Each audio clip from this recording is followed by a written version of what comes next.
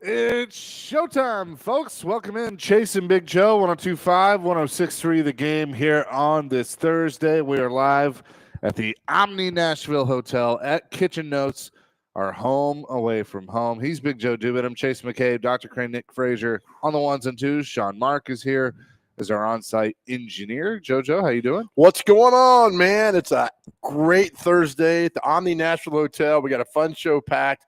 CMA Fanfare Fest is in full effect. There's 18 million people downtown, all wearing the same exact outfit. And then so we're down here too. So let's have some fun. What time are you going on the Twice Daily stage? 1:30 today. 1:30. I do a stand-up comedy routine from 1:30 to 2, and then 2 to 2:30 I bring out I do the best of Buddy Jewel. Nice. So I know you're in the kitchen with him today cooking up some watermelon kale. Yeah. Wow. Chase are in the kitchen again. So I'll be excited to do some Buddy Jewel songs at 2 o'clock today. Weshynski Mark's band is down on the Riverfront stage, I think at 3:30. They are, and they are doing a bunch of Lee Greenwood covers. Oh, I cannot wait for that. So we're gonna have a fun day. We're 1025 is fully downtown. We're ready to go today and so excited. So we're looking forward to Dr. it. Crane, are you playing with the Skillets again this year? Yeah, all about it. They got me on 3 strings back there. Nice. Very nice. Nice. And then don't forget at Ascend tonight at 6, Joe Rexroad is doing his one-man play, Screaming at Clouds. So that's going to be a good show. It's award-winning. I mean, he's gotten a lot of great reviews for that, so that'll be a lot of fun. Cannot wait. No, it's funny. I drove downtown to the Omni, and I go a certain way to kind of cut over here, and I realized, oh, crap, it's CMA because they got streets closed and everything. So had to pop a Yui out here in Korean Vets, but turn around, say I'm sorry, I'm not from here, flip them off and drive. Basically, that usually works. Yeah. That's the way, pretty much the excuse to get by every time. Totally what I did, but no, it was it's cool. It's one of the big events. I think I'm going to go tomorrow night. Who's playing tomorrow night? Cody Johnson. Okay. I like Cody Johnson. Good. In I forget, there was somebody else. Brooks and Dunn's tonight. I wouldn't mind doing that. Oh, too, nice. but I don't think you'll make it tomorrow night. yeah, the weather is a little iffy. It looks bad for tomorrow night. Yeah, So so I hope we'll you see. can go. We'll see. Brooks and Dunn. I saw the light. Whatever that song is. We do have a great show. Steve Guttenberg is going to join us here in just a few minutes. So we will do that. And also Greg Wyshynski at 10 o'clock. If you did not watch game 1 of the Stanley Cup final last night, I feel bad for you because you missed a heck of a game. It was a lot of fun back and forth, needed overtime, and really almost needed 2 overtimes. I mean, it went down to the wire in the first overtime, and Edmonton scored the goal. But what's interesting, Predators fans, Victor Arvidsson scores and, kind of keeps Edmonton in it. Matthias Ekholm ties it up.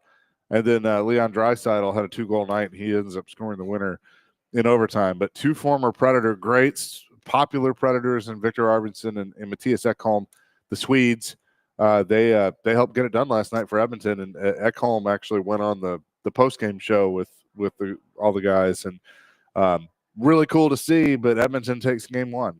Yeah, it was I watched it. I haven't watched a hockey game since the Preds got bounced out back in early April or late March, whatever it was. But it's funny because they go to overtime. So I'm thinking, overtime, in the playoffs, it's none of this. There's no shootout. I mean, they're going to play till it ends, which I absolutely love. But I'm telling you, that hockey team, because didn't they score with like a minute left in the overtime? Yeah. They look like me and you. If we got out there and skated, they were exhausted, which made it fun to watch. Sure. Because these are pro athletes. And they're very pedestrian. I mean, they were exhausted up and down the ice. And then Draisaitl, isn't that the guy in the Nutcracker? Maybe. Same name, Draisaitl or something, or Leon Dusseldorf or whatever it is, and gets the shot in there. And then Edmonton goes crazy. But also Seth Jones last night playing for the Panthers. It was fun to watch. I enjoyed it last night. Okay, leave it to Adam Vingan. Remember I said to you before we went on the air, I think Steve Guttenberg was on an episode of The Simpsons. Yep. It was remember when Homer joins the secret cult and it turns out he's like the chosen one? Yeah. He's in that one. Oh, is he? Okay. Yeah. Is that the one with Burns and Grandpa? And they were like, What's no, the Stonecutters. Stonecut? Ah, Yeah, okay. yeah. All right. Yeah. And Patrick Stewart is in it. Yes. He's like the voice of the main guy. Oh, that's awesome. Yeah. Well, we know we'll be talking to Steve Guttenberg about Because today. remember, it has the line, "Who makes Steve Guttenberg a star?" There's always all these guys that we have on. There's always a Simpsons connection. Somehow, some way, right? I mean, in the 80s and 90s, or well, the 90s. I mean, of course there was. Yes. But it's going to be fun. 3 Men and a Baby, Police Academy. Obviously, we just mentioned The Simpsons. Cocoon, man. Cocoon. Movie makes me cry every single time. That's the one with Wilford Brimley. He says, "We won't get any older. We won't ever die." And he's like, Wilford Brimley's like 48 years old in that movie. Yeah. And he looks 90. It Takes Two. I forgot he was in that movie. Who's in that? I don't remember that movie. Who was the girl? It Takes Two to Make the World Go Around. It Takes Two. Oh, the Olsons. Oh, That's the Mary-Kate and Ashley. I didn't see that one. It must have been the Chaser special when Mom Yeah, puts it in it front of was- the TV when it she's was- busy cooking. Young Chaser. But good times. Yeah. For sure. Well, But all the Police Academy movies, I oh, mean, yeah. those were just like, what is this? And then you keep watching them all. They were something else.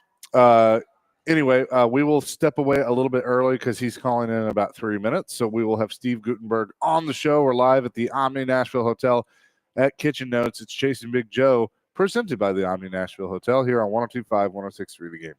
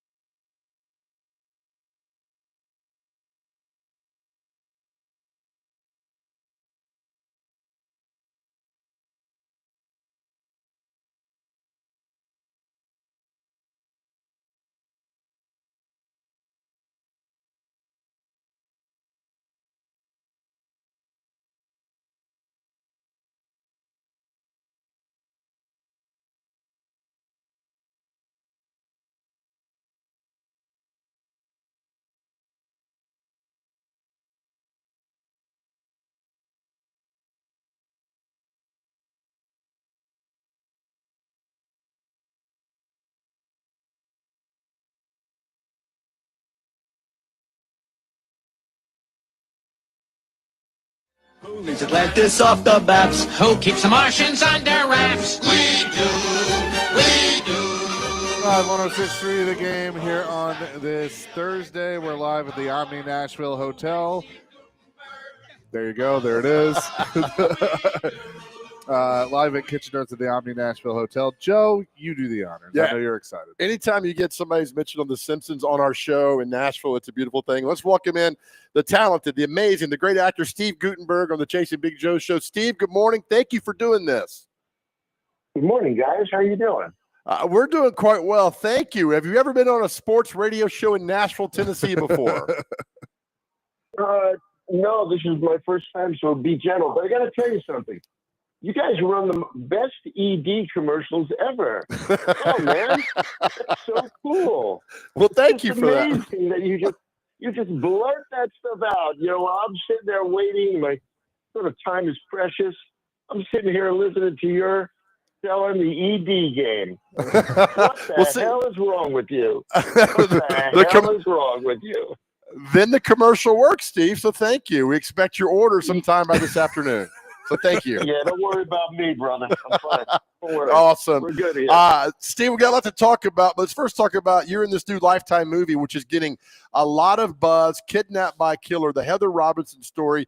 You play a serial killer, John Edward Robinson, the uncle of Heather Robinson, kidnapped as a baby and raised by Robinson's family. I think you're a wonderful actor, and I'm excited to see you as a serial killer.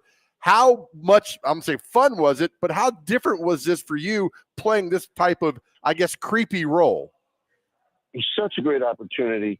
I worked for Lifetime a couple of years ago. I did a picture called with Sybil Shepherd, How to Murder Your Husband. And Lifetime is terrific at true crime stories. And people are terrific at murder. People love murder. They just love it. Murder in the Building, Dial Men for Murder, Give Me Murder. My mother loves murder. All the women I know, they love murder. You say, do you want to see a love story or a story about murder? Give me murder. I love murder. And that's what Lifetime has built a great platform on is these women in trouble. And I'm so glad to be part of it. It's a genre that works. Now, playing the part was a ball because as an actor, you want to pop up different holes. The research on the other side was quite difficult because this guy had a heinous life. His actions were below despicable. He's in jail now for life on death row. But he was a fraudster. He was he extorted. He actually seduced women and murdered them, chopped them up and put them in a barrel. God. And he met a woman who had an infant, brought her to a hotel room, murdered her in front of the infant, and gave the infant back to, gave the infant to his brother and sister-in-law to raise as their own. Just a heinous human being. So it was exciting to create the character. I wish it never happened in real life because so many people were hurt by this guy. So when it is a true life story like this, Steve, does that make it more difficult to capture everything because like we all know this story, or is it make it a challenge for you? Like, all right, I got to bring this guy to life in a very creepy and just wow kind of way. Acting is real emotions in imaginary circumstances, and that's what you want to elicit. So it was exciting to build this character, to create his posture and his walk and his look. I spent an hour and a half in makeup every day, shaved my hairline back. I gained some weight. We did props, and it turned out terrific. We painted a picture of John Robinson, the serial killer, quite realistically, I think. So I had an extremely creative time doing it, and I'm so thankful to Lifetime for giving me this opportunity. We're talking to the fine actor Steve Guttenberg here on the Chasing Big Joe show. So looking back at some of the movies that you made in your career, I mean, obviously the Police Academy movies certainly stand out. How much fun was it making all of those? And you know, are you I guess how proud are you that they still stand the test of time and are so popular today? I'm very, very fortunate to have gotten that job. Police Academy's such one of the highest earners in the franchise business. And like most of my jobs, I feel very grateful to have them. Actually, all my jobs. I'm an actor and I want to work.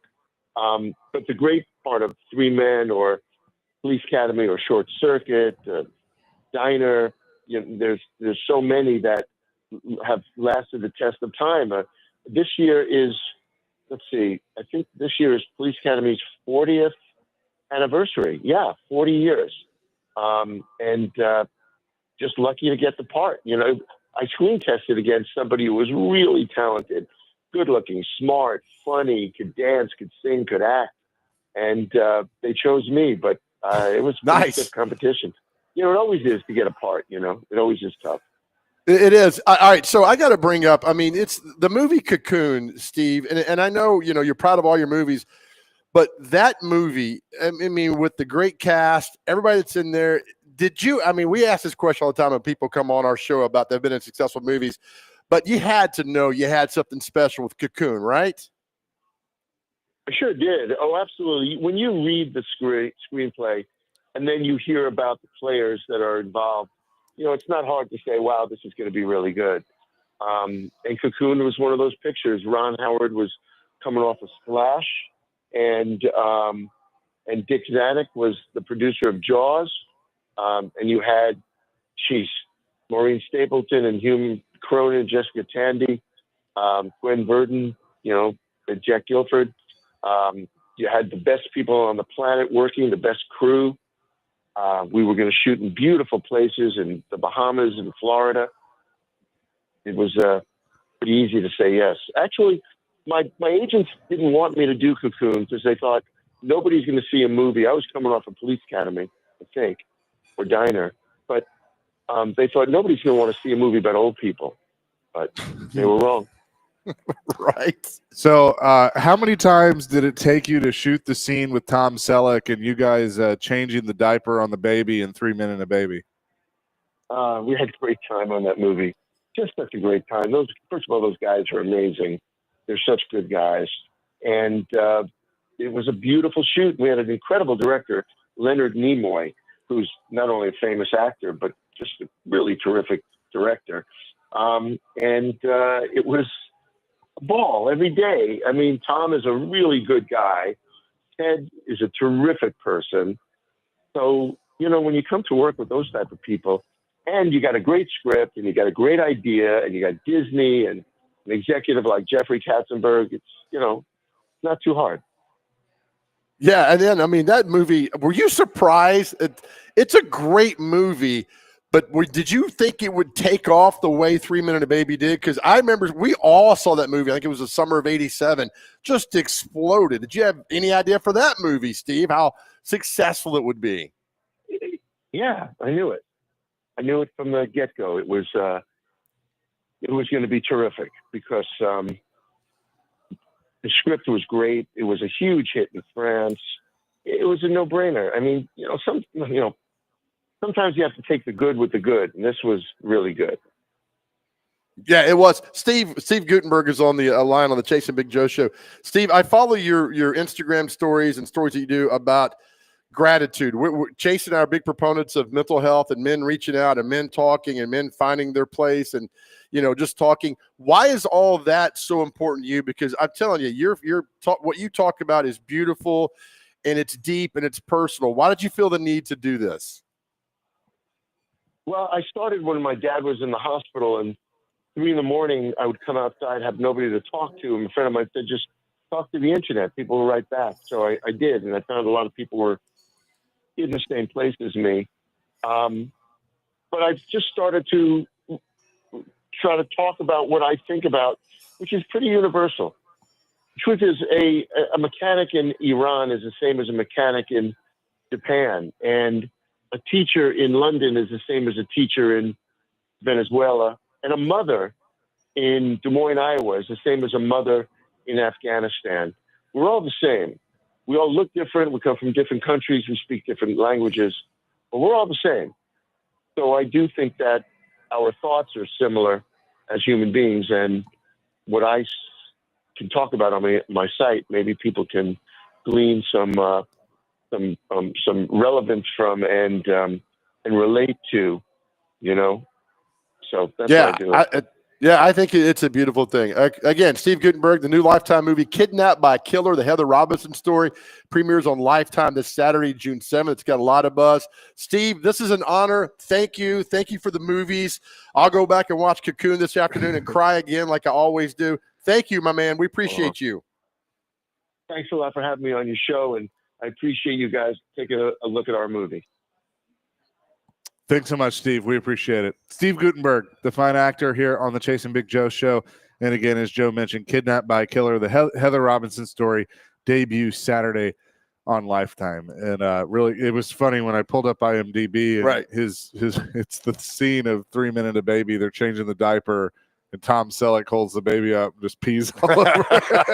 I mean, you're in there with Ted Danson and Tom Selleck. Two of the biggest stars of the 80s. Yeah, I would tell you, do not go see Cocoon with your mom. Okay. It's I'm telling you, I saw my mom in 1985 and she cried the entire. I mean, it's that powerful of a movie. Brian Dennehy, Tommy Callahan's dad's in that movie. Oh, really? Yeah, Brian Dennehy's in it. It's a wonderful movie, and he plays such an innocent character that it truly is one of the most underrated, fantastic movies of all time. Well, very, very good. Cool to, we like to mix in the pop culture. Right, man. So the opportunity to throw Steve Guttenberg. Give me a break. We had Shooter McGavin, Bubba Gump. Take all these people. We've had quite a few. Nani was on. Nani was the best, Dr. Crane. Thank you.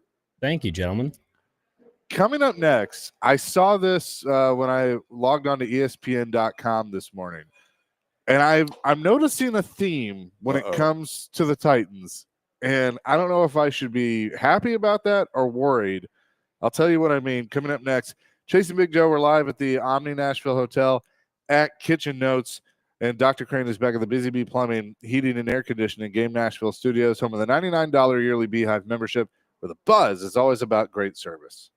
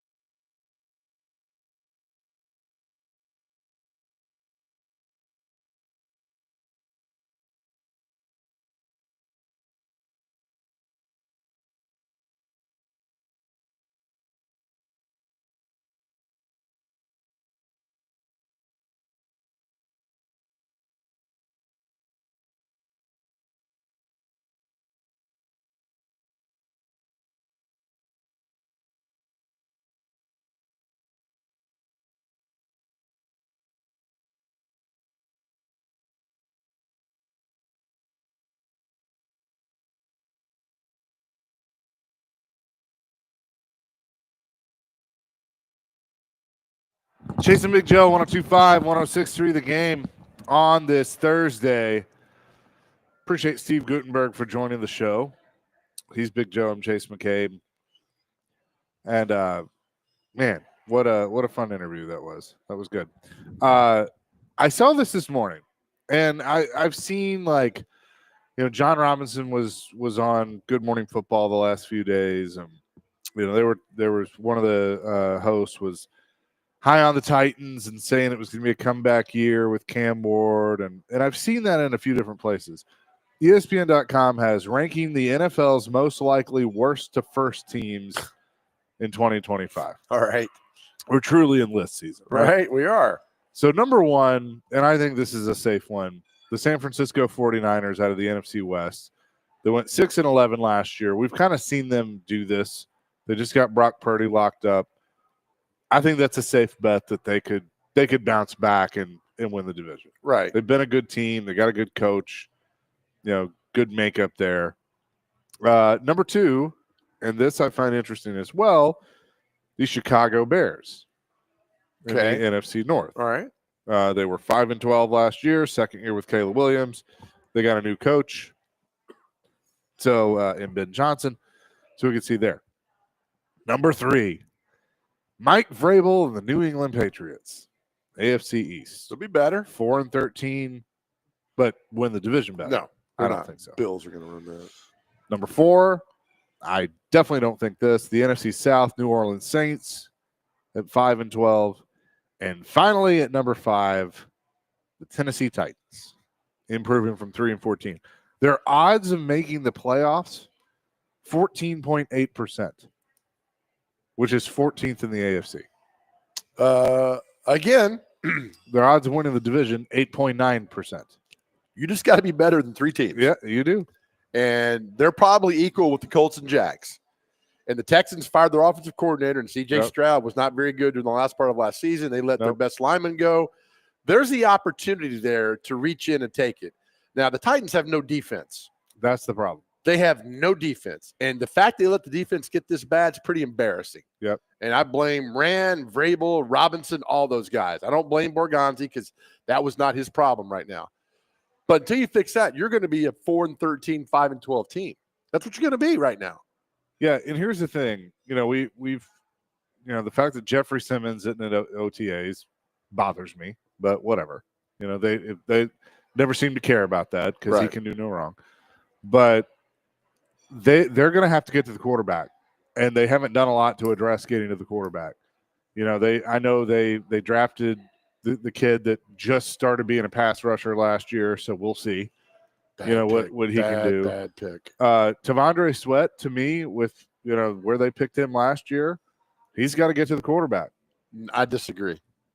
That's not what interior defensive lineman does. Then you don't take him at 38. You get him to create chaos in the middle of the field and free up other guys to go. Well, that's what Jeffrey Simmons is for. Then you got 2 of them, so it should be even better. Yeah, one guy can't. You can't double team Simmons. Okay, if Sweat's going to do that. You can't double team Sweat if Simmons is going to do that. You can't do that. I don't disagree with you, but I don't spend the 38th pick or whatever it was on that. I concur, and they did that. Yep. So to me, if you're spending that kind of pick, he needs to get to the quarterback.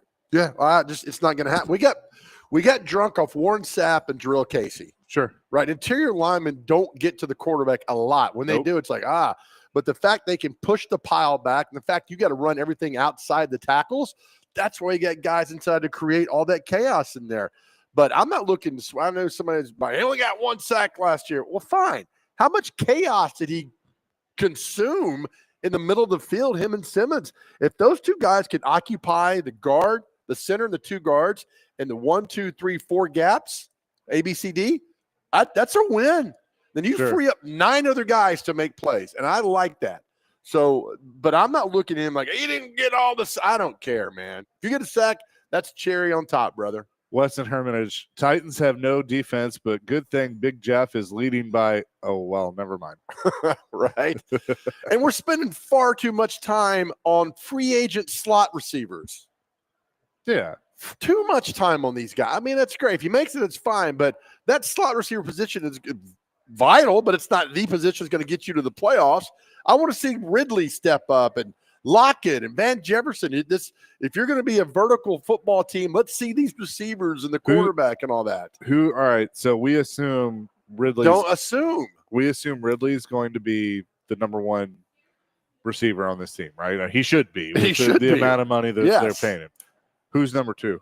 It's got to be Lockett. Lockett? Yeah. I would think I got no problem with veteran receivers. I don't either. Well, his speed. Well, he's got technique. Here's the other thing. And he knows how to run the route. You just kind of reminded me of this. And I need to ask him this too. So we have the two wide receivers they drafted in the 4th round this year, right? DK, which I think we all kind of look at as maybe a little bit of a reach. He probably would have been there a little bit later on, but they liked him, so they took him. And then Manor that they also took later in the 4th round. I don't hate either pick, but are we putting a little too much faith into a 4th round pick blossoming? And is some of that from Titans fans based on the fact that Derek Mason was a 4th round pick and he turned into the best receiver the team's ever had? I think Derek Mason figures 0 into that. I think Titans. I'm talking about fans. I'm just talking about just the fans. They don't know where Derek Mason was drafted. They just know he was a great receiver. All right. I don't think it matters. I just think somebody there catch the ball. Sure. Move the ball down the field. I don't care where you get drafted. I feel like that in all the talk, because they're the only ones that they drafted of like, oh yeah, Alec Manor, he's going to be great this year. Well, he was a 4th round pick. Yeah. I hope he is great. Who was a guy from Louisville they took that was terrible? Fitzpatrick. Des Fitzpatrick. Yeah. So you that's the thing. You don't know. And remember who they passed on? St. Brown, right? Yeah. Yeah. So Amon-Ra. I mean, that's the thing. We can go back and look at all. We could spend a whole show about, I should have got this guy instead of that guy. It's just, it would waste your time. I just think they've got to get guys in there who want to win. And at some point you'll hit on somebody, right? Hopefully these are the guys you hit on. You got the quarterback. You got his tight end now. I mean, there's a lot of positives on this football team going forward. Then you look at the defense side of the ball and like, oh God, here we go now. But if you can find some Pollard's good. If Spears is healthy to help him out, I like that. They got that running back from the Niners and the Eagles from the other day. They draft free agency. They picked in, brought him in. Some more depth right there. They've got guys. But again, we won't know how good this is until that Denver game in September. You know what just makes me depressed? When I pull up the Titans roster and I look at the receiver room. Yep. Io Manor, Traylon Burks, DK, Colton Towle, Jaquan Jackson, Van Jefferson, Mason Kinsey in his 18th training camp with the Titans, Tyler Lockett, Bryce Oliver, James Prochet II, Xavier Restrepo, Calvin Ridley, and TJ Sheffield. How many guys is that? Almost enough to field let's see, 1, 2, 3, 4, 5, 6, 7, 8, 9, 10, 11, 12, 13. They have 13 on the roster, and I don't know if any of them are any good. Half of them are going to be gone, right? They're going to carry 6, right? Is what they're going to carry? Probably. That's just terrible. But, get them in there and see what you can do. See if you can produce. See if you can be anything to go for helping this football team going forward. I don't know. I mean, it's training camp. It's summertime. We don't know. We'll see. If they do those joint practices, man, that tells us so much because that's true practice against another team. So I think they're doing 2 of them. I think they're doing Tampa and Atlanta. Should. They should. I mean, Atlanta's just down the road. Just down the road. 4 hours with a time change. With you driving more like 3. 3, maybe less than that, man. Get over Mont Eagle going 100 to see that. No, I mean, look, Cam can't be throwing 13 guys during camp. No. They know the 3 or 4 that's there. They know that. Here was Calvin Ridley talking about the receivers in the room at camp right now. Oh man, I love them. I hate this, part of the year.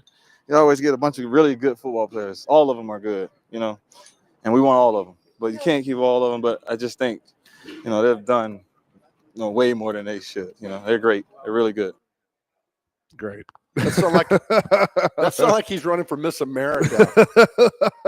How do you feel about society and the beach? Oh, it's great. I love the beach. feel like I know this didn't happen, but I feel like that clip goes with like you ask Colton Dowell, hey, what do you think about Calvin Ridley? I haven't met him yet. Like that's kind of what it felt like would have been that. But you look at this group of 13. I mean, who are the 6? Ridley, Lockett. Those are 2. I mean, Io Manners probably 3. Van Jefferson. Van Jefferson could be 4. He's been in some big games. I mean, as much as I hate to say it, if he makes it through training camp, Traylon Burks is probably still on the roster. There's no way. There's no way he occupies a spot on his team. He's just not. He doesn't love football. No, he doesn't. He's not a good player. All right, DK. There should be a whole 30 for 30 on John Robinson, Rabel, Amy Adams, Traylon Burks, and the A.J. Brown in the 2022 draft. There has to be. Titans fans would watch it. It would be something else in the predicament that we're in now with all that with Traylon Burks. I mean, a panic pick of John Robinson, terrible, and look what it got him to where they are right now. I mean, that would be something. So I think Burks is not. He can't be in the room, Chase. He can't. I mean, he's hurt anyway. So I think if they saw that he's hurt, like, all right, injury settlement, just stay hurt, and we'll take care of that and be gone. Well, and I think the same with Levis. I mean, I think both of those guys need to be gone. Yeah, because they need fresh starts. Or what's Burks a fresh start? I'm doing the Will Levis interview the other day. See that? Yeah. What do you mean? What do you mean by fresh start? Means gonna trade your ass to another team. Getting out of here, man. That's what that means, Will. They're gonna roll you to another team. Take your mayonnaise and go somewhere. They're gonna flip you off to another team somewhere that somewhere you did with this team. No, you know it'd be so ironic if he ended up in Chicago as the backup. They don't want him. Nobody wants him. Nobody wants him because they're gonna see what happens. You put him in a game. I know. He does that. The flip, the rolling the ball, the hope you have to have is that there's an arrogant coach somewhere, and they're everywhere, that thinks, I can fix him. You're gonna waste your time on. Would you waste your time on Will Levis? Would you waste after seeing what he's done the last 2 years? Would you waste a single second on him? Would I know exactly? But there are some that would, and you know it. You've seen it. You've seen it. I don't know why you would. I don't know why you would. For years, you've seen egotistical offensive coordinators and head coaches that think that they can turn Sean Mark into Brett Favre, and I don't know, man. I think there'd already been some interest for that guy now, something, and there's been nothing. Maybe there has been, and we don't know about it. They would leak out. Somebody would say, "Hey, so and so had interest in him," and then gone. I think if he gets cut, I think for some reason Sean Payton in Denver. I could see that, or Jacksonville. You remember when Luke Falk was drafted by the team in 2018? Yes, he gets cut. They only had 4 picks that year: Harold Landry, Luke Falk, Rashawn Evans, who was an awful pick. And they cut Luke Falk at the end of camp. Remember who picked him up? It was whoever they were playing. Yeah, the Dolphins right? Week 1. I was like, then they cut him after week 1. Teams know, man. I mean, they just know. I would not waste a second on Will Levis. Just wouldn't do it. But again, I'll ask you the same question I asked you last week. No, I'm not going over to your house tonight. Right now, Brandon Allen or Will Levis is the backup. I'll take Brandon Allen. He knows the system. He does know the system. He's worked with Callahan before. Do you really want to see Will Levis back on the field? No, I don't want to see Will Levis back on the field. I don't know why people want to see Will Levis back on the field. I don't understand that. I don't know if they do. I mean, I think it's just right. You feel bad. You had your shot. You had your opportunity. It didn't work out.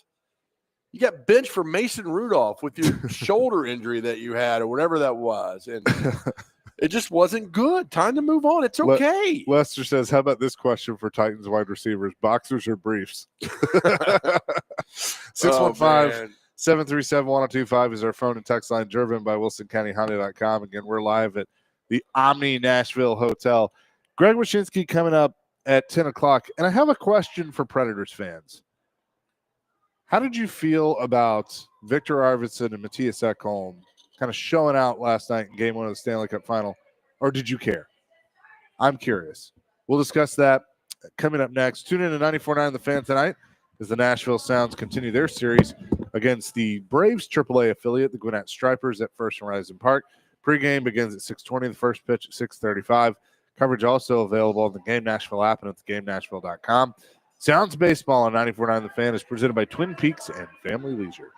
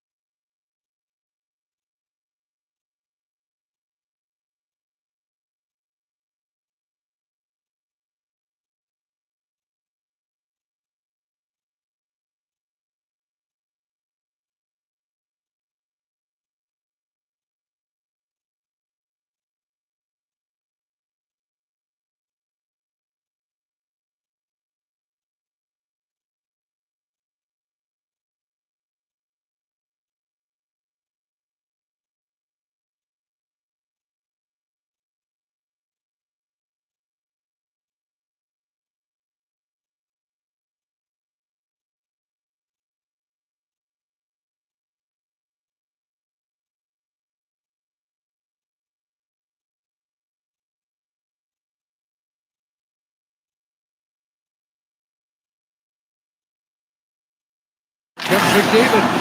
Over the line, it goes to Kapanen. Back to McDavid, puts in front.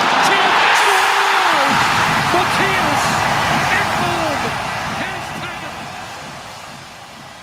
Kane going into a position that takes three bodies. Watch the collapse on Kane. It goes right by him. And a great offensive-minded play by Ekholm there. Sniff in, get into that soft area, and he pounces on that puck as it goes past Kane and brings this place to their feet. That's how it sounded last night on TNT. Stanley Cup Final, game number 1. I'm surprised that Dr. Crane didn't play Pink Pony Club because apparently that's Edmonton's victory song. And Wayne Gretzky had no idea what it was. It was great. Wayne on those shows, Yeah, he doesn't have the personality. he doesn't. He doesn't. I think that it's the great one, but it's not the great one on TV. I like the crew that they have. I think Liam McHugh does a fantastic job as the anchor, and Biz and Hank, like all those guys are good. But yeah, it's obviously a little bit different with the great one. But Marco Sturm's been hired as the head coach of the Boston Bruins, so I believe that fills all the openings. And we'll ask Greg Wyshynski about that coming up in a few minutes. But last night, two of the heroes for Edmonton in their comeback overtime win were Victor Arvidsson and Matthias Ekholm, two former Predators, of course, that played in the Stanley Cup final with the Predators back in 2017. And so I asked the question, did you care? Did you love it? Did it bother you? 0247 said, absolutely love it. Hope Edmonton wins the cup because of them. I mean, nice. I think that's kind of where I'm at. I would love to see those two guys. Both of them, but Ekholm was just so, I thought, underrated when he was here as a defenseman, and Arvidsson too. But I'll always have the moment of the night that they won the Western Conference Final. I went in to do my post-game interview, and it was with Ekholm. And, I mean, he was fighting back tears, and just like he looked at me, and he's like, is this real? And stuff. And, I mean, it was a really cool moment. So I love that for him and his family and Arvidsson too. So we'll see. I mean, it's one game. I think Florida's going to come back. I mean, Florida's not worried. They've been in this position before, but you said you watched it too. It was just exciting. I mean, it's the Stanley Cup final. I mean, I'm not going to watch. I watched zero hockey up until last night. I don't care. Championship games, I do care. And that was fun last night watching it because it is the championship game that goes on. I'm looking at Arvidsson, and this is a thing with players, right? So when Arvidsson left here, he went to the Kings for 3 seasons, and now he's in the Edmonton, right? Yep. All right. So hockey's different when guys come here and they pour their soul out because they go to 4 or 5 different. Like Craig Smith, where did he go? People loved him. Yeah, he's bounced around to Boston, Dallas, Washington, Chicago. Jeez. And then he got traded somewhere. You have a short stint in Vegas? No, one Vegas. That's you're thinking of James Neal. Where was the other one? Well, it's just the thing of they play for so many other different teams, but when Detroit come here, and Arvidsson was here for 1, 2, 3, 4, 5, 6, 7, 8. It's like 8 or 9 years. You fall in love with these guys, and same with Ekholm, and they go and do that. But unlike the NFL, a guy might get traded. He might be with 2 teams or 3 teams, whatever. It's a far different. But the relationship between hockey fans and football fans is different. So when you pose that question, a lot of people will be like, yeah, we want to see these guys win because we enjoyed – Preds aren't in this. So now you can enjoy these guys getting their accolades. So here's the other thing, and I know Jared's going to talk about this afternoon. I'm sure DVD will get into it too. I watched that game last night in both those teams, and I just said, man, Preds are just not there yet.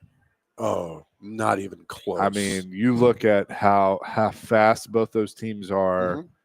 Mm-hmm. Now look, not everybody's going to luck into a McDavid and Draisaitl and Nugent Hopkins. I mean, like these are guys that were all first-round picks, early first-round picks. McDavid is game-changing, generational, and Draisaitl might be too.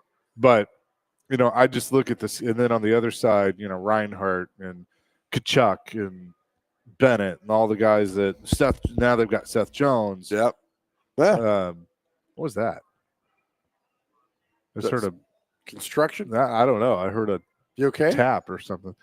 But I just they're just not there yet.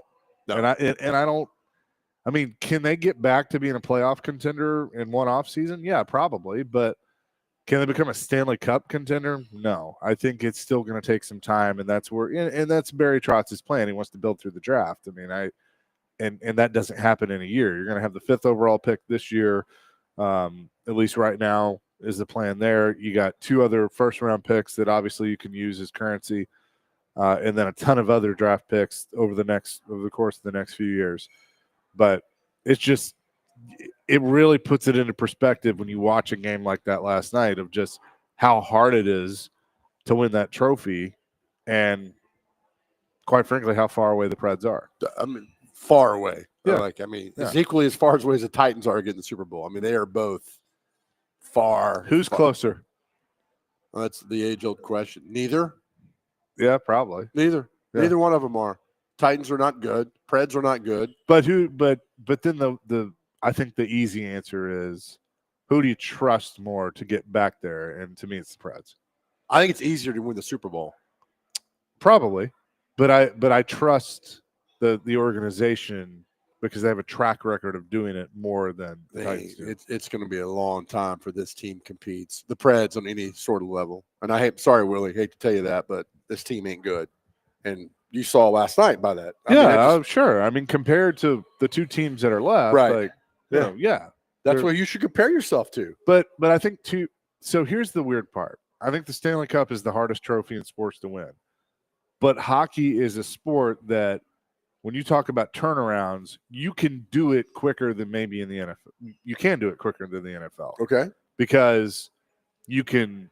It's just the way it works with free agency and trades and the contracts and stuff. You can. I mean, you look at a super team like Florida, where you manipulate the cap like no other, right? And the cap exists more in hockey than it does in the NFL. Yeah, all right. I mean, I agree. It's to get into the Stanley Cup to win that thing is you got to go through all the different games. I mean, hell, you got to play. I mean, if you played game set, that's 28 games. Oh yeah, you have to play. Hell, that's like a third of a season that you got to play in halfway through April, May, and June. I mean, there's a lot that goes in with that. I think getting to the Super Bowl is easier because you can win your division, get in, win a couple games, and you're there. I mean, it's not easy, obviously, but compared to both of those, I think getting to the Super Bowl is a lot easier than it is getting the Stanley Cup. Greg Wyshynski was there. We talked to him from ESPN. Coming up next here on Chasing Big Joe, the PFL World Championship semifinals are Thursday, June 12th at Municipal Auditorium, and you can be there. Text in the keyword MATCH, M-A-T-C-H, to 615-737-1025 now to be entered to win a pair of VIP ringside tickets. Visit pflmma.com/schedule for more details.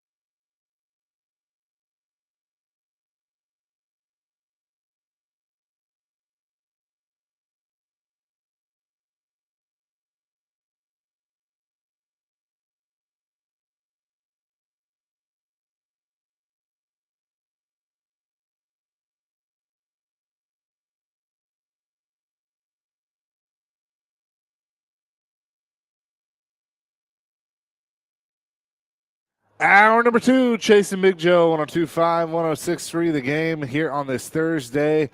We are at the Omni Nashville Hotel in Kitchen Notes. Game 1 of the Stanley Cup Final is in the books as Edmonton takes it in overtime. We say hello now to ESPN senior NHL writer Greg Wyshynski, who is on the line with us, presented by Old National Bank. Get old. And Greg, it was a fun one last night. High scoring and almost needed the full overtime period for Leon Draisaitl and the Edmonton Oilers to get the win. Yeah, and get the win in a very sad way if you're a Panthers fan. Tommy Nosek putting the puck over the glass. The only penalty they'll call in overtime, the delay of game penalty. And then you can only keep Connor and Leon at bay so long on the power play. The Panthers actually had the top penalty kill in the playoffs up until that point. But you know, the two stars made a play. Now I picked Florida to win the series in 6. I can tell you, since getting here in Edmonton, a piece of information has come to light that maybe I underestimated, which is that Connor and Leon are both rested and healthy, which are two things they were not last year. And I think we saw that in game 1. Well, I also kind of felt like, you know, listening to Matthias Ekholm's post-game interview last night, and obviously know him well from his time here in Nashville, that this team feels, he kept using the words mature. And I think Draisaitl said it too. They all kept using the words mature, that they feel like that they're more mature. And I don't know. I think they got a chip on their shoulder, and they kind of look over at Florida, who's an extremely talented team. We all know that. But I picked Edmonton in 6, and I feel good about my pick so far. As you should. I mean, the team that wins game 1 wins like 76% of the time. So I think you're in good shape. You know, mature is one way to describe it. McDavid used another word during media day, which is comfortable. And I think you can't underestimate, having gotten through the Stanley Cup final once, what that does for a team, win or lose. I mean, they had the heartbreak of losing in game 7. That's going to linger with you. That's going to motivate you. But just like knowing how to handle your recovery time, knowing how to handle the crush of media that's around you, knowing how to handle the travel, you know, which will be a big factor in this series coming up later on when we go from Alberta back down to South Florida. Like, all of it was new for them. And McDavid said that it felt all very monumental, is the word he used. Like, it's intimidating a little bit. You know, Stuart Skinner talked about how when they bought the Stanley Cup on the ice last year, he got googly eyes at it. And this time it's kind of like, it's a Stanley Cup. I've seen it before. And so all of that sort of adds up to that level of maturity that you talked about, and that level of comfort that they had, and the poise they showed when they got down 3-1 last night to Florida, where normally that's all of a sudden going to be 5-1 in a lot of the games the Panthers have played this postseason. But instead, the Oilers kind of, you know, held the base, held serve, and we were able to climb back into the game. Greg, in that third period, you could start telling that both teams were getting tired. And in the overtime, I mean, they were absolutely exhausted. I think what part of the fun wasn't for me watching was they looked like a beer league team, a hockey team. Everybody was exhausted. Just score a goal. Let's get it over with and done. But it was fun. I mean, I know it's overtime in the Stanley Cup final, but it was fun watching these guys just give everything they had because they were so damn tired. Well, you know, it's funny. I'm sure we've all seen boxing matches that go long, right? And there's always a round late in a match where the guy who thinks he's trailing, he might be dead tired, but he comes out of the corner just swinging, right? He's trying to swing, and maybe you connect, maybe you knock out the guy. That was like the first 5 or 10 minutes of overtime for Florida last night. Like, they expended all of their energy, put the pedal down, tried to put that game away, and it looked like they might. Like, they came out really hot in the overtime, and then Skinner, the Edmonton goalie, was up to the task at stopping them. And then after that, I think you're right. Like, the needle might have hit E after that in trying to reconjure that amount of momentum that they were able to create. But that's the glory of playoff overtime. I mean, it's what we see every year. It's what makes it fun. It's the war of attrition. And I'll give NHL Commissioner Gary Bettman credit, something I'm not often want to do. But he's been somebody who's been steadfast in saying that the playoff overtime format is perfect, and there's no reason to change it. And even though we have a shootout in the regular season, you're never going to see a shootout in the playoffs, and I got to give the man credit for that. Oh, I absolutely love it. Chase was talking about Matthias Ekholm earlier. The fact that he's a 20th different Edmonton Oiler to score a goal in the playoff, is that telling? Is that I mean, it's highly unusual. I get that, but the fact that so many people are contributing to this, I think if you're an Oilers fan, this is a great, great stat.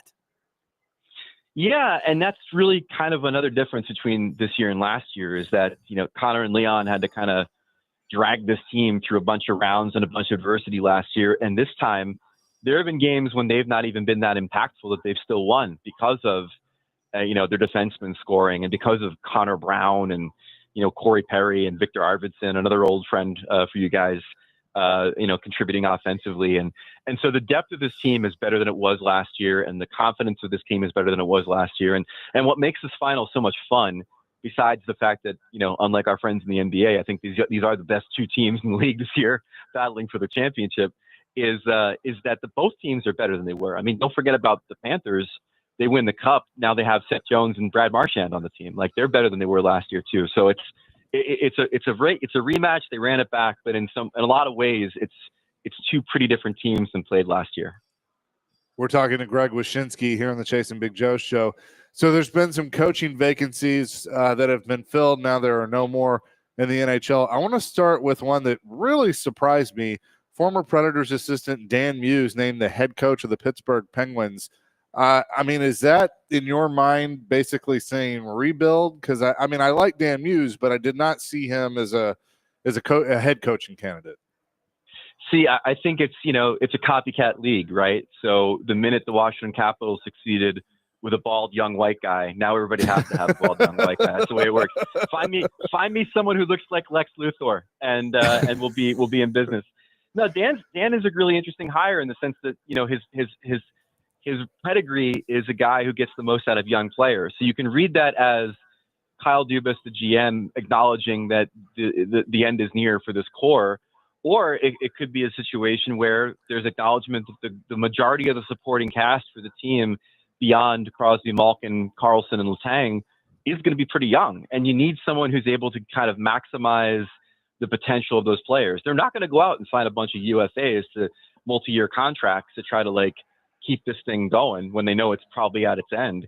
They're going to start bringing in younger players, start transitioning. And if the supporting cast is young, it makes sense that you want a guy in there that knows how to, maximize the return on young players. And that's Dan Muse. Plus, someone said to me he's a hockey nerd, which I think really kind of probably speaks to Kyle Dubas' heart. He is. So I'm not surprised that they found some common ground there. Yeah, Dan. Somebody about Dan getting hiring in Pittsburgh. Somebody affiliated with the Penguins posted the picture, and they hiring him. They had to take the post down, Greg, because so many negative comments from Penguins fans were flying in, and one being, "Great, we hired a coach under hospice care." Oh no! And that's the one. That's the one that said man. We got to take it down. And evidently, Pittsburgh fans are not happy with this hiring. Well, they're in a dark place. Let's be honest. And Yeah. and listen, man, you're going from Mike Sullivan to somebody, and whoever you bring in is going to be a downgrade unless it's like John Cooper, and so, you have to kind of think about where this team is going and what it's going to look like in 3 years. And it's probably going to look like one that doesn't have Malkin on the team at the very least. And then B, how many people really want this job? I mean, the final three candidates, according to a lot of people, were Dan Hughes, Mitch Love, the assistant for Spencer Carberry in Washington, and DJ Smith, who was the head coach in Ottawa that Kyle Dubas had as an assistant in Toronto. I mean, it's not great. That's not a murderer's row of candidates, and it probably speaks to how many people don't want this gig because they know that essentially they're going to be overseeing the end of a dynasty, and then have to kind of figure out what comes next. It's not an easy job to have, if we're being honest. And then the news breaking not long ago, Marco Sturm, the former Bruin, named the head coach of the Boston Bruins as he will take over that job. I find that one a little interesting too. Yeah, of course, the funny hockey irony of it all is that he was one of the guys in the Joe Thornton trade back in the day, which is a full circle moment, I guess, for the Bruins franchise. But he had been, coaching, I believe it was the Kings minor league affiliate for a long time. There was all this talk about him maybe taking over in San Jose before they hired Ryan Worowski last year. And, then there was some talk about, will they elevate him to the LA job? And then they obviously went with reaffirming that it was going to be Jim Hiller's team. So he had to find a gig somewhere. And I'm excited to see a non-North American coach take a crack at it. We need more of them in this league. And he takes over a team that is, if you listen to management, one that they believe is going to just reload and contend again. But if we're being honest, probably has a bit of a deeper rebuild ahead of them than they're willing to admit. The good news is he's got three pillars there in Swayman, McAvoy, and Pasternak. And then you kind of have to just kind of fill in around that and hopefully maintain a level of contention for a city that demands it. All right, Greg, let's game 2 Friday night. What's your thoughts? What happens? And part 2 of that question, we're fascinated by your travel. What's the travel from Edmonton to South Florida? Do you have to hop on a yak at any point to get there? I'm sitting in between cages of sheep, I believe, on a cargo plane. No, Saturday's an all-day travel day. I think I'm connecting through Chicago, but it's a lot of plane time. I spent 90 minutes after this Stanley Cup final was set, just mapping out my travel through Game 6. So if there's a Game 7, I'm just gonna have to kind of figure it out.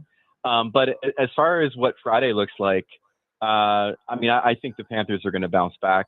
Two players in particular, I'm interested in seeing how their Game 2s go.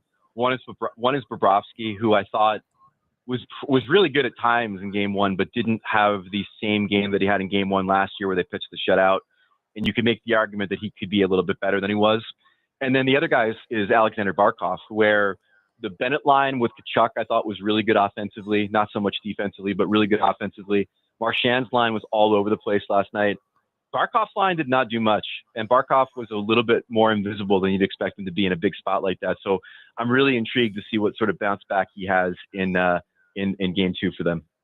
Greg, now that all the coaching vacancies are filled, can you go to your bosses at ESPN and lobby for some sort of show with Peter Laviolette and John Tortorella? I think that could be really entertaining. Well, Torts was an analyst for us. One of my favorite times being at ESPN since we got the rights was I sat and watched an entire game with Torts in the studio one day. Like I was there to do other TV stuff, and he was just sitting there watching. I think it was a Lightning game, and getting the insight from that guy, the mind of a coach, but also the mind of John Tortorella, was a really fascinating thing. So I'm all for it, man. I love when they throw all those old guys in a room together and they start trading stories and making fun of each other. I think it's great. I think it could definitely be good. Enjoy the rest of the Stanley Cup final, my friend, and we will talk to you next week. You got it, man. Greg Wyshynski joining us here on the program, as he always does on Thursdays, presented by Old National Bank. Get old. Coming up next, we go to the gridiron. We got another college football list because we love these. These are good. You look very excited about this. We will do that. Coming up next, Chasing Big Joe, presented by the Omni Nashville Hotel, live at the Omni Nashville Hotel at Kitchen Notes on 102.5, 106.3 The Game.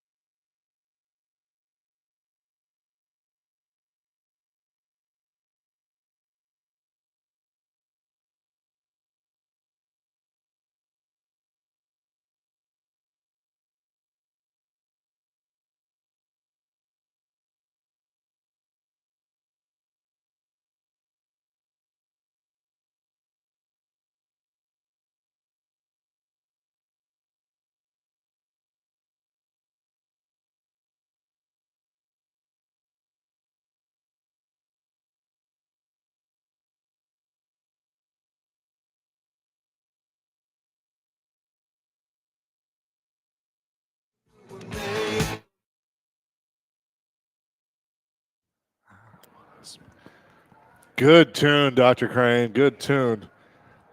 A lot of good tunes down here today. Chasing Big Joe, 102.5, 106.3 The Game. Yes. Joe missed that one. There's Greg Pogue walking.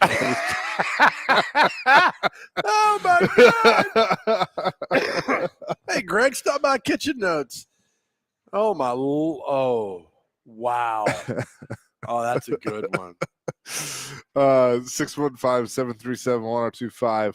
Our phone and text line driven by WilsonCountyHonda.com. All right, you got a college football list. All right, so ESPN's come back up with their college football, their football power index list that's out, and they get your schedule, they plug in who's returning, the transfer portal, what might happen, and this and that, and they kind of predict who's going to win the national championship. We know that Texas is 1, Georgia 2, Ohio State 3, Alabama 4. Yeah, last Penn year State. everybody thought Florida State. How'd that turn out? Yeah, so it's all in there. But at number 10, Vols fans, you got to feel good about this. They think you've got the number 10 chance of winning the national championship. I thought you guys, after losing the quarterback, you might win 4 games according to everybody else. But the FPI has you guys at number 10.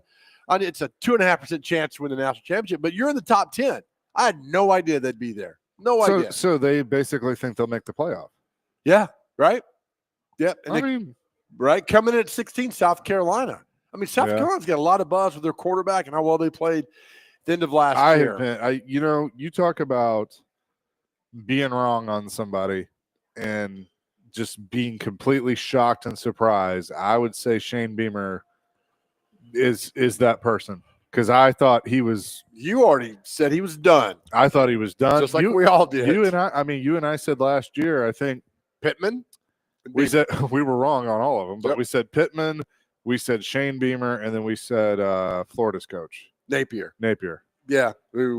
Still hanging on, right? We were all wrong. But I need to see, they got the usual people in the top 10, everybody.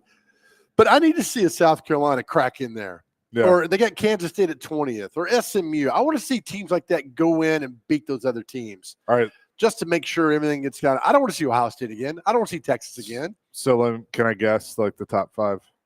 No, it's easy. Yeah. Ohio State. Yeah. Okay. Texas. Yep. I don't know why, but probably Alabama. Yep. Number 4. Yep. Michigan.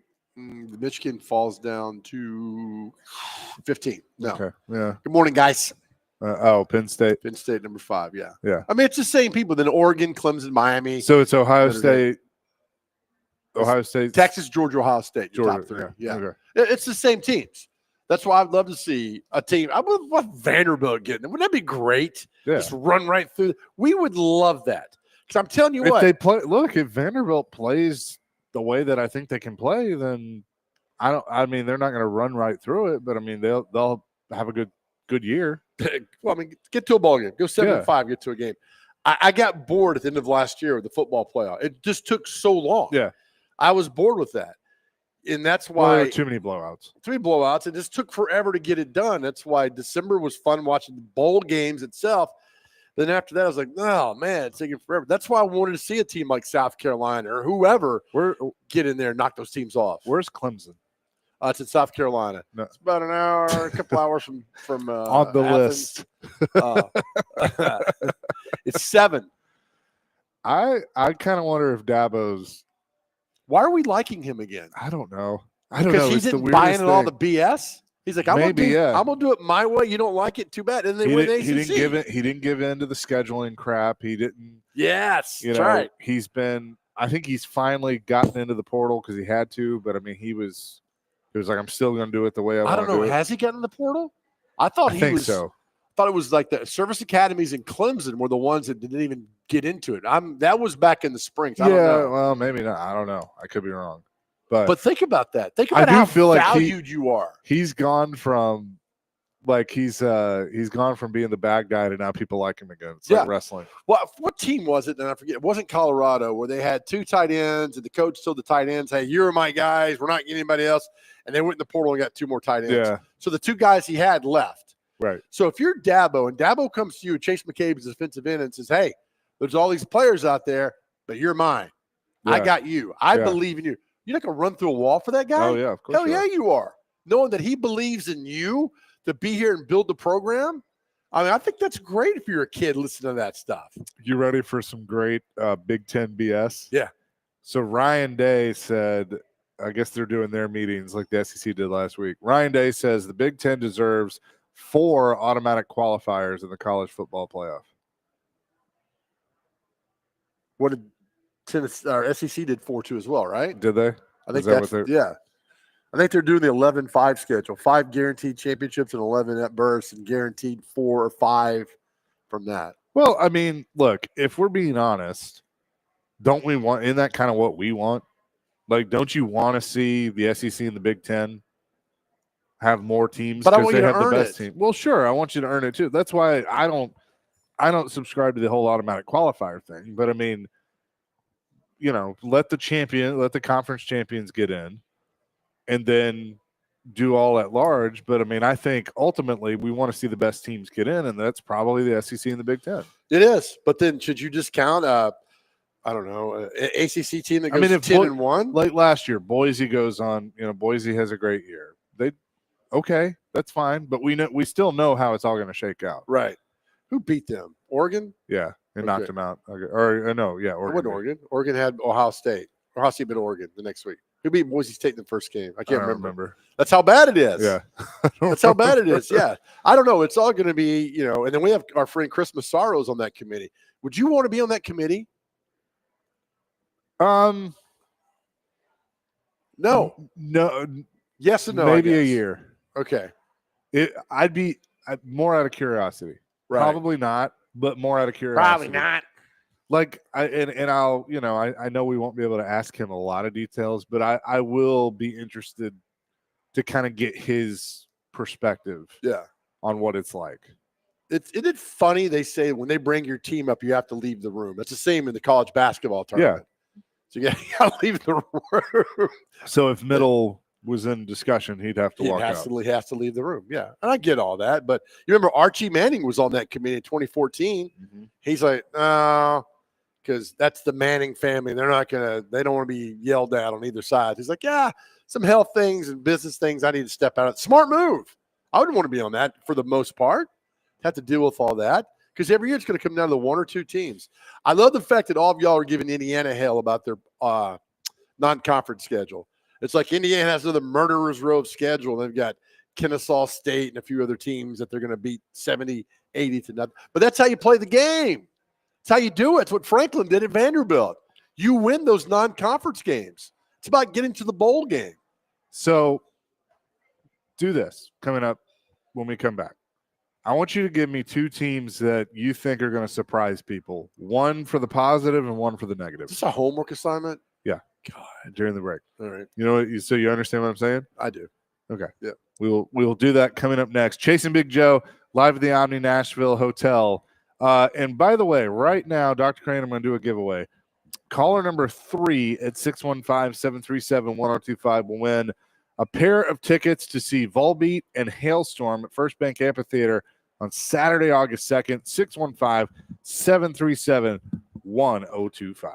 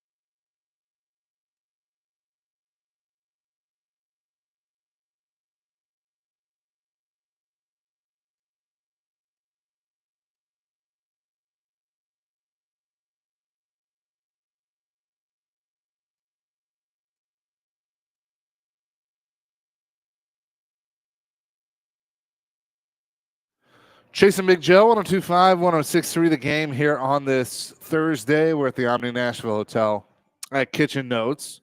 He's Big Joe.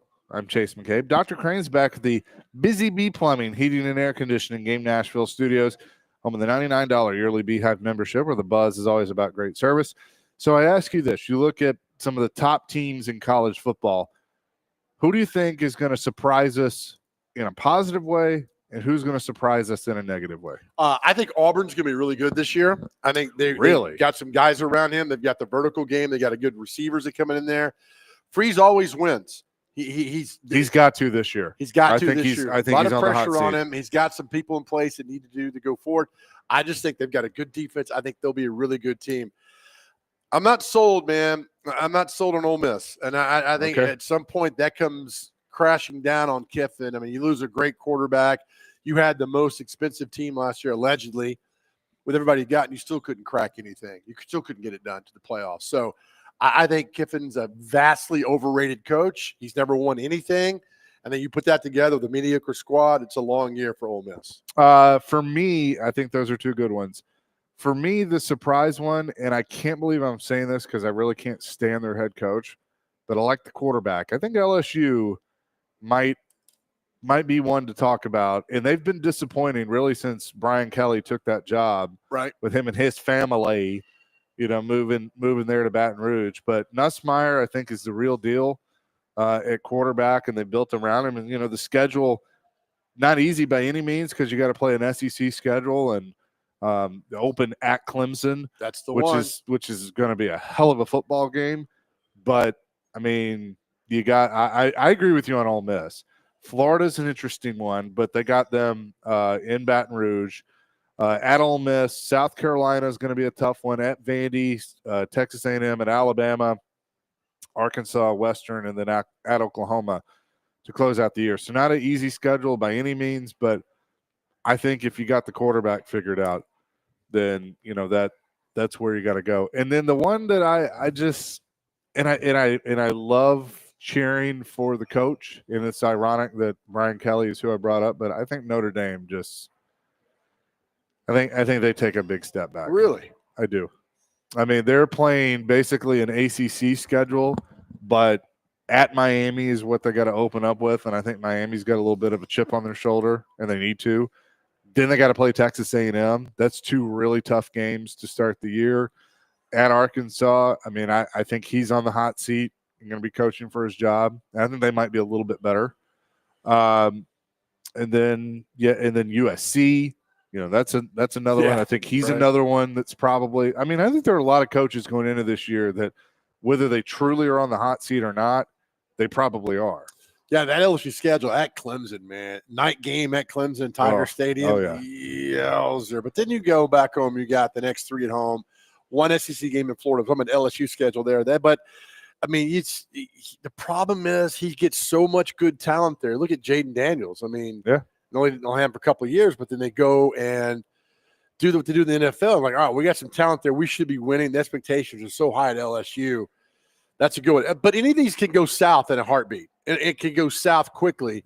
A&M's got to go to Notre Dame. What happens when Notre Dame puts a whooping on them? I mean, then you got to go back like, oh, my gosh, we lost this game.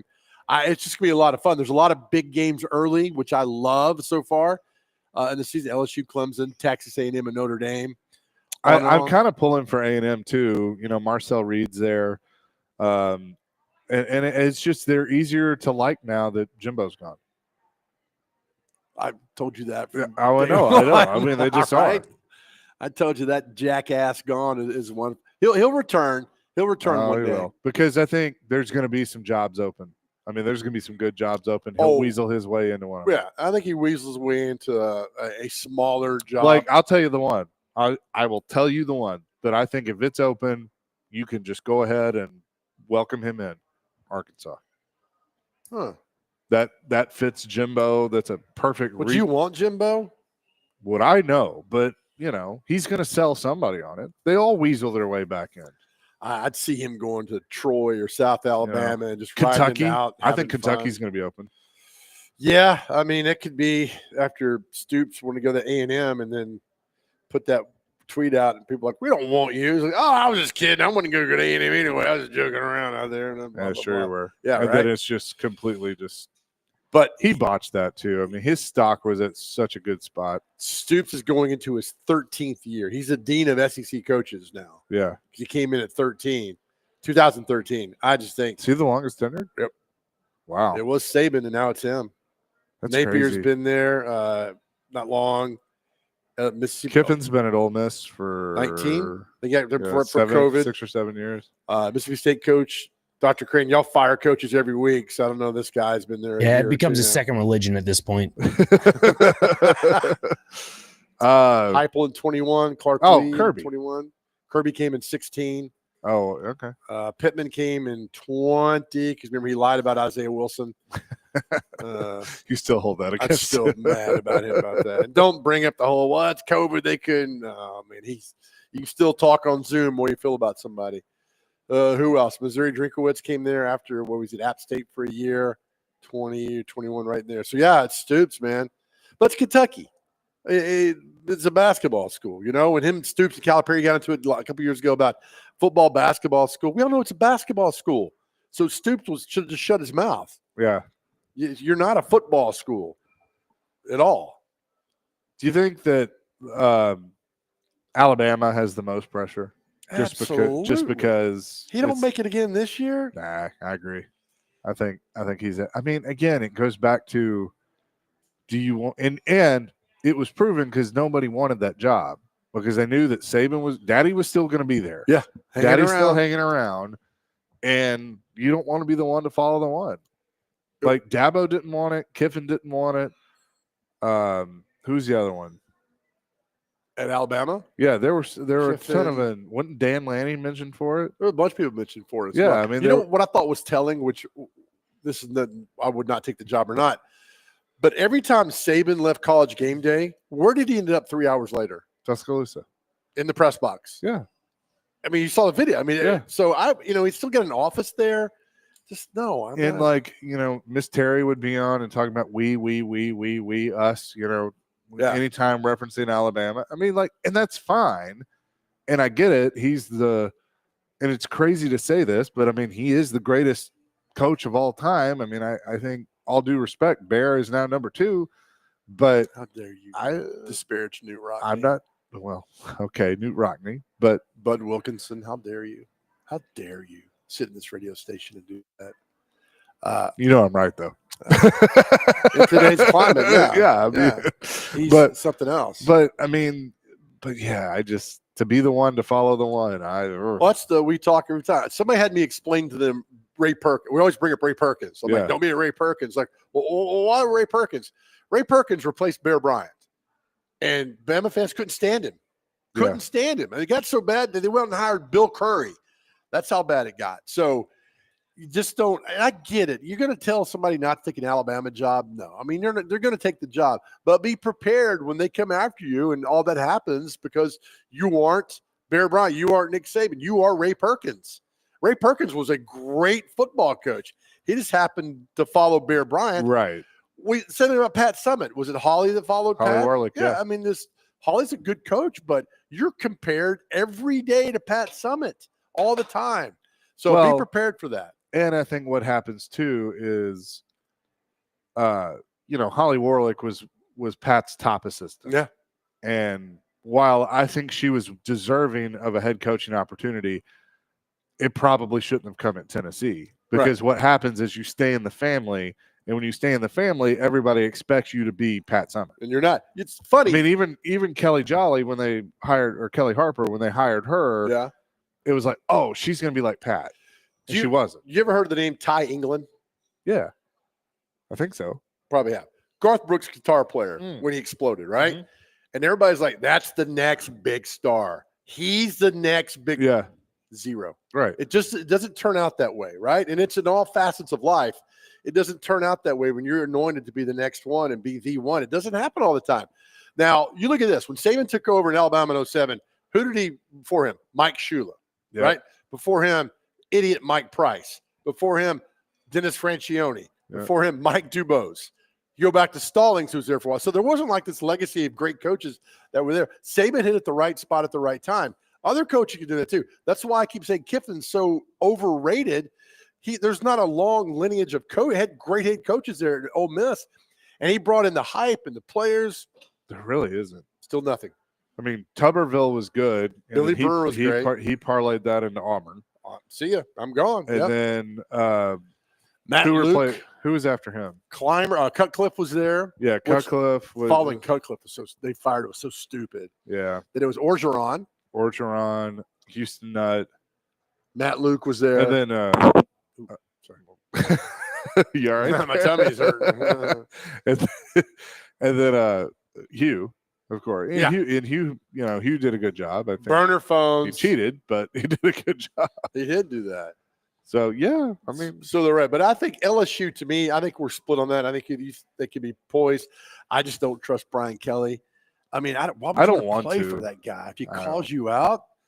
I mean, at Clemson, my Lord, Labor Day weekend. How much would you? And I know how much you don't like him, but how much would you laugh if LSU does just not do well? Kelly's gone, and Dabo somehow. It all finally comes to fruition, and he ends up at LSU.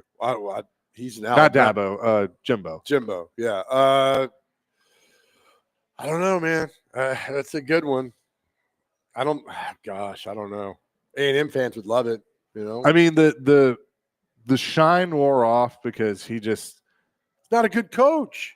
No, he's not a good coach. He won a championship. He had Jameis Winston, right? And Jalen Ramsey. I mean, he recruited some players and let them play, but it went to hell after that. Yeah. It was bad. Then he jumped ship and went to A&M. Couldn't do anything at A&M as well. I don't think anybody wants him. He'll resurface somewhere. Look, they're all cockroaches. They find a way. You just can't get rid of them. I'm going to send him a text and say, we think you're cockroaches. Do you have his number? Somewhere, yeah. I do. If he saw my name pop up, he would not answer the phone. I'm telling you right now. Old buddies. Tight. Very really good tight. stuff. Coming up next, we'll tell you what day it is and celebrity birthdays. Chasing Big Joe on this Thursday, 102.5, 106.3 The Game.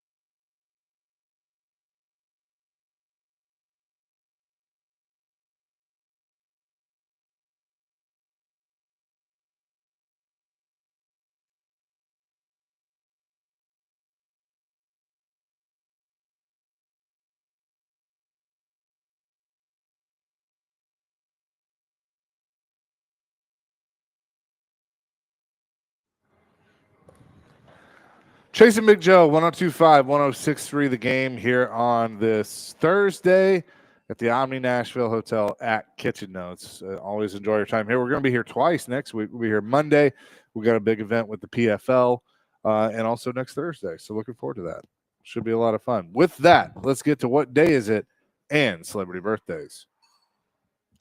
It is brought to you by Jarrett Companies, Inc., the backbone of Middle Tennessee's construction scene since 1997.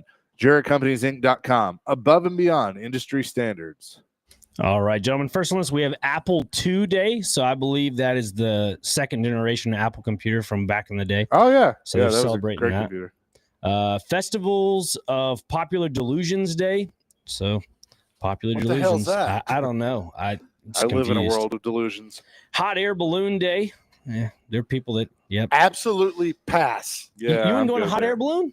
Neither of Hell you? no. You seen the one where it hits the power line and they all die? Pass. Not doing He's that. full of hot air anyway. Right. Yeah. That's a good side gig there, Joe. National. What, dying? No, I'm saying the hot air. You could sell that stuff. People love that. Sure they do. National Attitude Day. So Attitude Or Era. you maybe need to correct Watch. yours. Yep. Oh, sorry.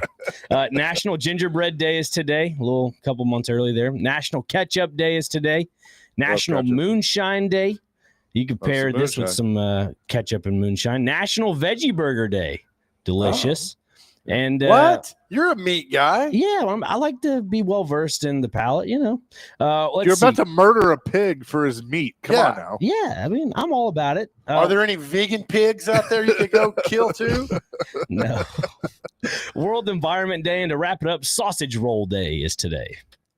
How appropriate. Yeah. Right? How appropriate that. All right, time for celebrity birthdays.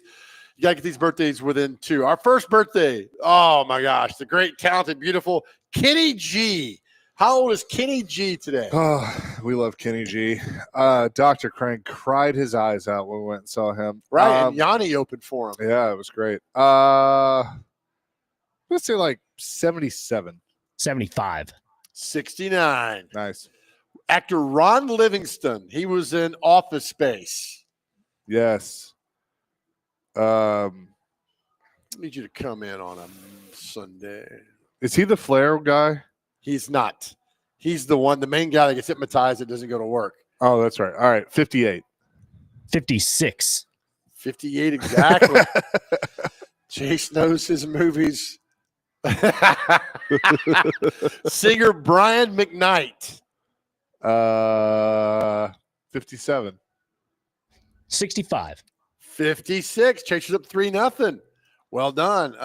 Actor Mark Wahlberg. And don't let him know that you like Marky Mark. He doesn't like that in interviews. That's sad. 55. 59. 54. Chase up 4-0. Love it. Don't know who that is. She looked familiar, though. We'll move on down here. Let's see here. Pete Wentz, a Fallout Boy. 47. 44. 46. Chasers up 5-0.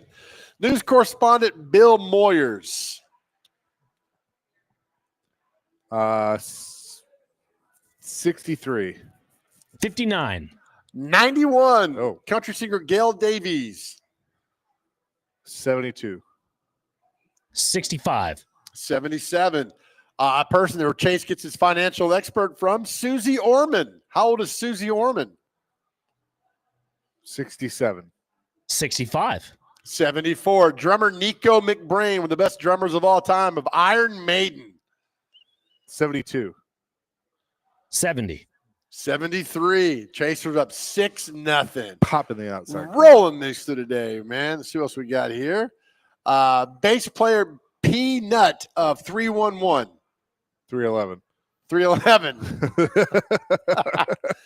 Good Lord. 48. 53. 51. Dr. Nice. Crane's on the board now. It's 6-1. Let's see who else we got here. Musician DJ Mustard. 44. 38. 35. Nobody gets it. Former Cavs center Zadrunas Ilgauskas. Zadrunas Ilgauskas. 42. 40. 50. We're now 2 Jeez. birthdays. 6 that to 2. old? Dr. Crane, you could tie if you get both these dead on. Former natural predator, is it Martin Jelena? Jealous. Jelinus. He was a pred, right? Yeah. Okay. For- Martin. Yeah. I'm gonna say 54. 48. 55. Chaser up 7 to 2. Our last birthday, New England Patriots owner Robert Kraft. How old is Robert Kraft? Make your own jokes, folks. 80. 84. 84 exactly. Are you kidding me? Wow. I was gonna Nice say job. 87. I'm going to go 84. 7 to 3. Final Chaser win. So well done. Wow. That is going to do it for us today. Thanks to the Omni for having us. In case you didn't know, June is Mental Health Awareness Month. You know, we talk about the guys all the time, but for the ladies too as well. We always tell you, reach out, talk to somebody, what's going on. Up to 40% of people suffer depression. They don't talk to anybody about it. So to all, as we say all the time, to all the guys who've reached out to us in the last year and a half, thank you. We love you. We want to let you know that you are important, that you matter, that our world is a better place because you are here. If you are struggling on your cell phone, you can call or text 988. Somebody's always there to talk to you. We are always here to talk to you no matter what you got going on. We'll stop our lives to make sure you're okay, all right? As I said today, I spoke to a guy yesterday who was going through some things, and I said, look, you're looking well. And he said, just because I carry it well does not mean that it's not heavy. And that hit me hard, right? We're all going through something. Let's love each other, take care of each other. We love you. More importantly, more than anything else, God loves you. Amen to that. Peace, love, rock and roll. DVD coming up next here on 102.5.